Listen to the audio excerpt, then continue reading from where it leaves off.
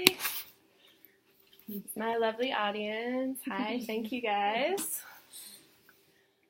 Okay, so today I'm going to be talking just a little bit about some of the very basics of American Sign Language. So something that you should know is if you actually want to really learn the language, you should learn from a native user, ideally a deaf person.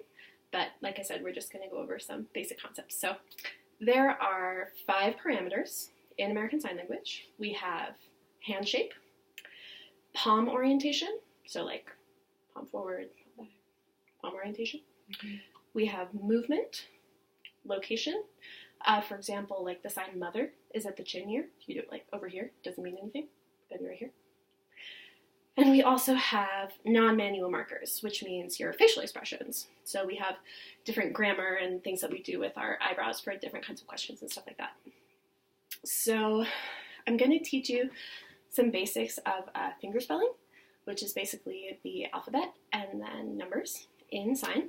So for starters, we have our A. You want to make sure there's a little bit of tension in your hand when you're signing, but not too much because you don't want to hurt yourself. It is important with the A that your thumb is on the side here. If it's in the front like this, that's a different letter, which we'll get to later. So we've got A, B, C. You guys are champs. D. Nice. E. Oh, you guys are great. Often with the E, people tend to like do this really tense thing, but you guys are all like doing it right. That's awesome. We've got F, G. Good. And we're going to come back to this hand shape later, just so you know. Got H, I. And ready, here's where this movement comes into play. J. We've got K. We're also going to see this hand shape later. L. M. Nice, yep. So it's got like the 3 bumps there, like an M. Nice. And then N. O. You guys remember that K hand shape from before? Just going to flip that over, and that's a P. Yeah. And then we've got Q, which is the same hand shape as the G, but again flipped over. R. S. There's that thumb action again. T. U. V. W. X. Y. And this one's fun. You're just going to draw a Z. Z. Yeah, nice job. You guys are pros.